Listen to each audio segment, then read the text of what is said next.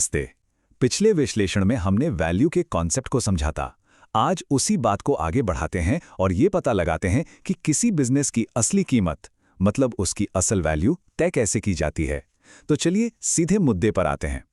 ये वो एक सवाल है जो हर बिजनेस ओनर, हर इन्वेस्टर और पार्टनर के दिमाग में घूमता रहता है। देखिए, किसी कंपनी की जो कीमत होती है ना, वो सिर्फ उसकी बैलेंस शीट में लिखे नंबरों से कहीं ज्यादा होती है। ये तो उसकी मार्केट में पकड़, भविष्य में आगे बढ़ने की उसकी ताकत और उसकी जो साख है, उन सब का एक मिलाजुला रूप है। असल दुनिया में वैल्यूएशन की जरूरत कई अलग अलग मौकों पर पड़ती है। सोचकर देखिए, कोई अपनी जिंदगी भर की मेहनत अपने कारोबार को बेचकर रिटायर होना चाहता है, या फिर कोई कंपनी अपने बिजनेस को और बड़ा करने के लिए नए इन्वेस्टर्स से पैसा उठाना चाहती है। इन सब मामलों में एक ठोस और भरोसेमंद वैल्यूएशन ही वो बेस है जिस पर हर कोई अग्री कर सके। इसे समझने का सबसे अच्छा तरीका है एक वैल्यूएशन टूल बॉक्स की तरह सोचना। इस बॉक्स में हमारे पास 3 मेन टूल्स हैं: कॉस्ट, मार्केट और इनकम अप्रोच। और हाँ, हम ये भी देखेंगे कि सही मौके पर सही टूल कैसे चुनें। तो चलिए एक एक करके इन सबको समझते हैं और जानते हैं कि किस सिचुएशन में कौन सा टूल बेस्ट काम करता है। चलिए अपने पहले टूल से शुरू करते हैं। ये टूल किसी बिजनेस को बिल्कुल जमीनी स्तर से, उसकी बुनियाद से देखता है। इसको ऐसे समझिए जैसे किसी घर की कीमत का अंदाजा लगाना हो कि उसमें लगी ईंटें, सीमेंट और बाकी सामान कितने का है। ये अप्रोच कंपनी के हर एक फिजिकल चीज को देखता है और एक सिंपल सा सवाल पूछता है, अगर आज इसी बिजनेस को स्क्रैच से, मतलब शून्य से खड़ा करना पड़े तो कितना खर्चा आएगा। इस अप्रोच में 2 मेन तरीके हैं। पहला है नेट एसेट वैल्यूएशन, मतलब कंपनी के पास आज जो कुछ भी है उसकी मार्केट वैल्यू में से जो भी उसे चुकाना है वो घटा दो, जो बचा वही उसकी वैल्यू है। दूसरा है सम ऑफ द पार्ट्स। ये उन बड़ी कंपनियों के लिए काम आता है जिनके कई अलग अलग बिजनेस हैं। मान लीजिए कोई कंपनी कार भी बनाती है और इंश्योरेंस भी बेचती है, तो इसमें कार वाले बिजनेस की वैल्यू अलग निकाली जाएगी और इंश्योरेंस वाले की अलग, और फिर दोनों को जोड़ दिया जाएगा। अब ये होता कैसे है? इसका भी एक पूरा प्रोसेस है। सबसे पहले सारे फाइनेंशियल रिकॉर्ड्स को खंगाला जाता है, फिर बैलेंस शीट का ऑडिट होता है।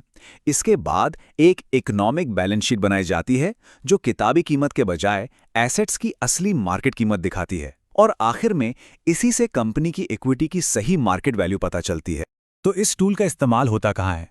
ये उन बिजनेस के लिए सबसे सही है जहां एसेट्स ही सब कुछ है, जैसे कि कोई रियल एस्टेट होल्डिंग कंपनी या फिर इंश्योरेंस के लिए वैल्यूएशन करना हो, क्योंकि वहां ये जानना जरूरी है कि अगर कोई नुकसान हो गया तो किसी चीज को बदलने में कितना खर्चा आएगा। ये स्कूल या लाइब्रेरी जैसी खास प्रॉपर्टीज के लिए भी काफी कारगर है। लेकिन हाँ, इस टूल की कुछ बड़ी कमियां भी हैं। ये किसी कंपनी के ब्रांड की ताकत, उसकी गुडविल या भविष्य में पैसा कमाने की उसकी क्षमता जैसी चीजों को बिल्कुल ही नजरअंदाज कर देता है। ये सिर्फ उन चीजों पर ध्यान देता है जिन्हें हम छू सकते हैं, जिससे कंपनी की जो पूरी पिक्चर है वो अक्सर अधूरी रह जाती है। ठीक है, तो अब बारी है हमारे दूसरे टूल की, जो पूरी तरह से कंपैरिजन यानी तुलना पर आधारित है। ये बिल्कुल वैसा ही है जैसे आप अपना घर बेच रहे हों और पहले ये पता करते हैं कि पड़ोस में वैसे ही दूसरे घर कितने में बिके हैं। मार्केट अप्रोच भी ठीक यही करता है। ये देखता है कि मार्केट ने हाल ही में उसी इंडस्ट्री में उसी साइज की दूसरी कंपनियों के लिए क्या कीमत चुकाई है। इसके भी 2 मुख्य तरीके हैं। पहला है प्रीसेडेंट ट्रांजैक्शंस, जिसमें हाल ही में हुई M&A डील्स को देखा जाता है कि वैसी कंपनियों के लिए क्या कीमत दी गई। दूसरा है कंपैरेबल पब्लिक कंपनी, जिसमें हम स्टॉक मार्केट में लिस्टेड उसी तरह की दूसरी कंपनियों के PE रेशियो जैसे मल्टीपल से तुलना करते हैं, मतलब उनकी कीमत उनकी कमाई की तुलना में कितनी है।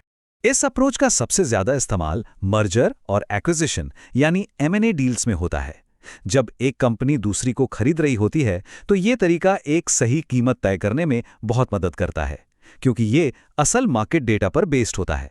इससे ये जानने में भी मदद मिलती है कि शेयर होल्डर्स किस कीमत पर अपनी हिस्सेदारी बेचने को राजी होंगे। इस तरीके के अपने फायदे और नुकसान हैं। फायदा ये है कि ये पब्लिक डेटा पर आधारित है और इसमें पर्सनल अंदाजे की गुंजाइश कम होती है। लेकिन सबसे बड़ी चुनौती एक ऐसी कंपनी ढूंढना है जो सच में आपकी कंपनी से हर मामले में मिलती जुलती हो, जो अक्सर बहुत मुश्किल या यूं कहें कि लगभग नामुमकिन होता है। हमारा आखिरी टूल वैल्यूएशन की दुनिया का क्रिस्टल बॉल है। ये इस बात पर फोकस करता है कि एक बिजनेस कल यानी भविष्य में कितना कमाएगा। ये अप्रोच एक बिजनेस को भविष्य में पैसा बनाने वाली एक मशीन की तरह देखता है। ये इस सवाल का जवाब देता है, अगर ये कंपनी आने वाले सालों में लगातार पैसा कमाएगी तो उस सारी फ्यूचर इनकम की आज के हिसाब से क्या कीमत है। इसका सबसे फेमस तरीका है डिस्काउंटेड कैश फ्लो या DCF। ये भविष्य में होने वाले सारे कैश फ्लो का अंदाजा लगाता है और फिर उन्हें एक डिस्काउंट रेट का इस्तेमाल करके आज की कीमत में बदल देता है। ये डिस्काउंट रेट रिस्क और समय के असर को दिखाता है, क्योंकि आज का 1 रुपया कल के 1 रुपये से ज्यादा कीमती होता है। तो ये क्रिस्टल बॉल सबसे अच्छा काम कब करती है? ये उन बिजनेसेस के लिए बेस्ट हैं जो स्टेबल हैं, लगातार प्रॉफिट कमा रहे हैं और जिनका कैश फ्लो प्रिडिक्टेबल है, यानी जिसका अंदाजा लगाया जा सकता है। जब भविष्य का अंदाजा लगाना आसान हो तो ये क्रिस्टल बॉल सबसे साफ तस्वीर दिखाती है। इसीलिए ये किराए से इनकम देने वाली रियल एस्टेट के लिए भी बहुत अच्छा काम करता है। तो अब हमारे टूल बॉक्स में 3 अलग अलग टूल्स हैं। सवाल ये है कि हमें ये कैसे पता चलेगा कि किसका इस्तेमाल कब करना है। चलिए इन सब को एक साथ रखकर देखते हैं ताकि पूरी तस्वीर एकदम साफ हो जाए। अब ये स्लाइड सब कुछ बहुत साफ तौर पर एक जगह ले आती है। देखिए, कॉस्ट अप्रोच संपत्ति की लागत पर है और इंश्योरेंस जैसी चीजों के लिए अच्छा है, लेकिन ये भविष्य की कमाई को नहीं देखता। मार्केट अप्रोच तुलना पर आधारित है और M&A के लिए बेहतरीन है, पर सही कंपैरिजन मिलना मुश्किल है। और इनकम अप्रोच भविष्य के कैश फ्लो पर टिका है, जो स्टेबल बिजनेस के लिए आइडियल है, लेकिन ये पूरी तरह से अंदाजों पर निर्भर करता है। असल में कोई एक सही तरीका नहीं है। प्रोफेशनल वैल्यूएटर्स अक्सर इन तीनों तरीकों का इस्तेमाल करते हैं और फिर एक लॉजिकल वैल्यू रेंज पर पहुंचने के लिए उनके नतीजों को मिलाते हैं। तो अब एक सवाल सबके लिए, जरा सोचिए, अगर आपको अपने किसी पसंदीदा ब्रांड की वैल्यू निकालनी हो, चाहे वो कोई टेक्नोलॉजी कंपनी हो या कोई कार बनाने वाली, तो आप इन 3 में से कौन सा तरीका सबसे पहले इस्तेमाल करेंगे और क्यों? आपका जवाब उस ब्रांड की असली ताकत के बारे में बहुत कुछ बता सकता है। तो ये था हमारा आज का विश्लेषण। अगर पसंद आया हो तो इसे लाइक और शेयर करें और हमारे चैनल को सब्सक्राइब करना ना भूलें।